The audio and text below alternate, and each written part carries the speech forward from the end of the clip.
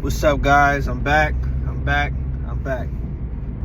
currently on my way to work, and the topic of this video is, why do I work 7 days a week?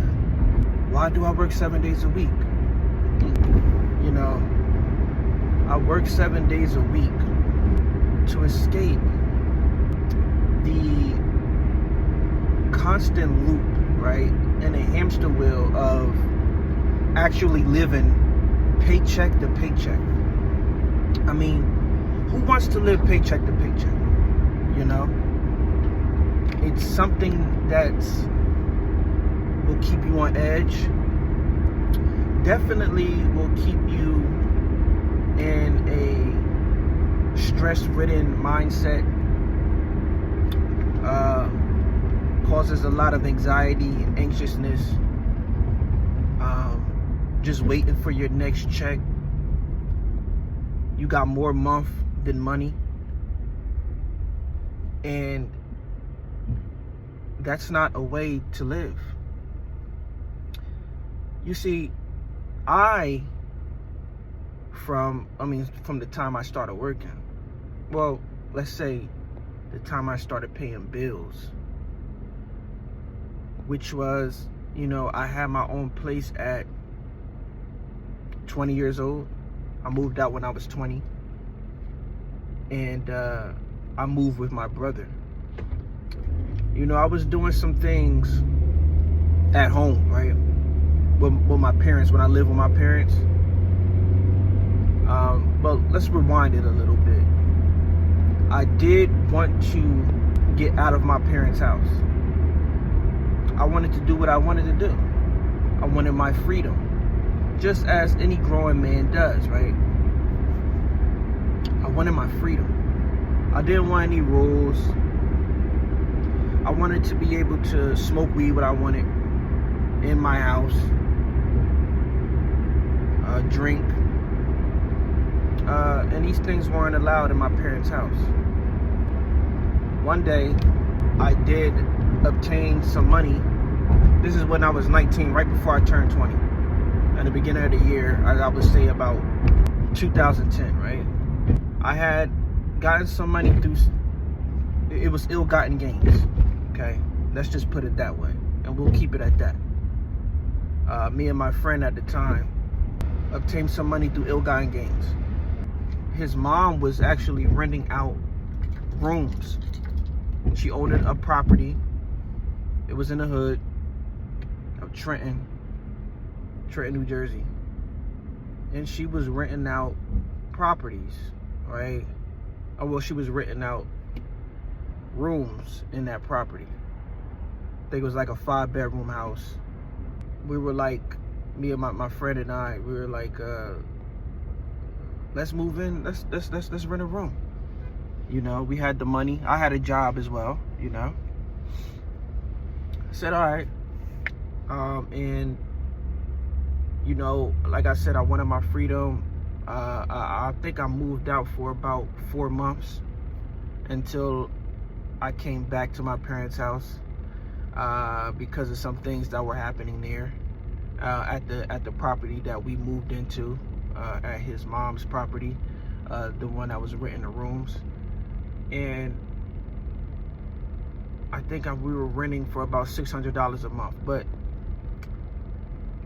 that went sideways, all right? So I ended up moving back to my parents' house, right? I don't know if my dad enjoyed or got used to, kids not being there, or his kids not being there, and like having to set these rules and tell you what to do all the time, coming in late and, coming in the next morning and dealing with all of that, and, not paying any bills, not doing anything, I think he got used to that over those 4 months. So one day, I was with somebody, I came back in late, and I dropped a blunt of weed outside of the house. So the next morning, I went to go and retrieve that blunt, right? And I guess my dad was looking at what I was doing outside of the window. So when I came back in, he said, "What's in your hand?" And I showed him. And he said, "No, you gotta go. You gotta go. You gotta get out of here. You gotta go. I'm not dealing with it. Don't bring no drugs into my house. You're not smoking here or do anything," right? He said, "You gotta go live with your brother." My brother already had an apartment that my sister found him, because she's a realtor. That was in Trenton as well, you know. And he had his own 1-bedroom apartment. And he said, "You gotta go live with him." And so I did. And that month had to be the roughest month, or the roughest time. I was out of work at that time because I worked at a college. And that college were, you know, in the summertime did not work. Now, we did receive unemployment, but it wasn't enough, you know. It wasn't enough at all. You know, I had to go half on the rent, half on utilities, and things of that nature, right? Actually, I don't even know if I received unemployment. It was something with that I just don't remember. I just don't remember receiving any money at that time. I don't know what was going on with the unemployment. I don't know if it kicked in late or something happened. But I knew that my brother was frustrated with me because I barely had any money to pay the bills. So I remember that was a tough time, right? And I called myself trying to, you know, sell little drugs on the side here and there, and have my repeat customers come back. But it's still the nickel and diamond. It's really not going to add up to anything, right? So, you know, I finally go back to work, you know, and I'm working for about $10 an hour. This is back in 2010. And I was a grill cook at the College of New Jersey. It's just like it still wasn't enough because, you know, I think the apartment was about $850. I had to come up with $400. I think I was making about $350 a week. And I just remember living check to check at that time. You know, I don't know what I was doing with my money. You know, probably wasn't managing it right. Had other bills, phone bill, whatever. Public transportation, you know, groceries, electric bill, light bill, or electric and gas, cable bill, internet. It just somehow it didn't seem like it was enough. Always seemed like I was living just check to check, just barely getting by. And I hated that cycle, right? Because I'm used to not paying bills and just going out and doing what I wanted. You know, staying out all types of the night, life just moving very fast, staying at other people's houses, knowing I had a house to come back to, and, you know, just living a life. You know, I say that right there, that transition from being a boy to a man, like that, just that time period, stuck in that period right there, is like a freedom type moment, because you don't have to pay any bills, but you're doing anything that you want because you're grown. You have a car. I had a car. I was driving.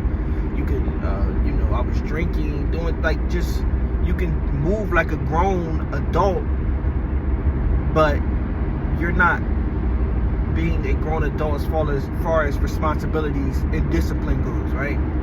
So that transition right there is kind of tricky, because now you're just thrust out into the world and you don't know what's going on. You think, oh, because I'm going to get my own place and have my own job, I'm going to just be free and do what I want. But that's not how it goes.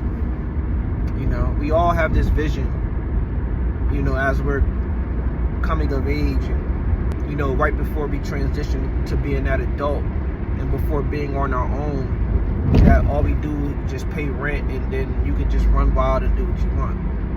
You know, little do you know that you have to work for it, and it gets kind of repetitive just doing the same things every day, right?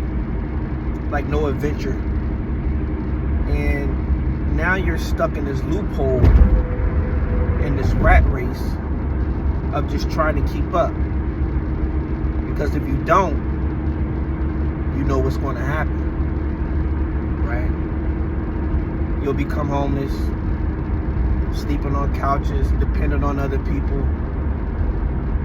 Something that you don't want, but it happens. You got this idea in your head that everything's going to go smoothly. You can smoke in your house, drink in your house, do whatever.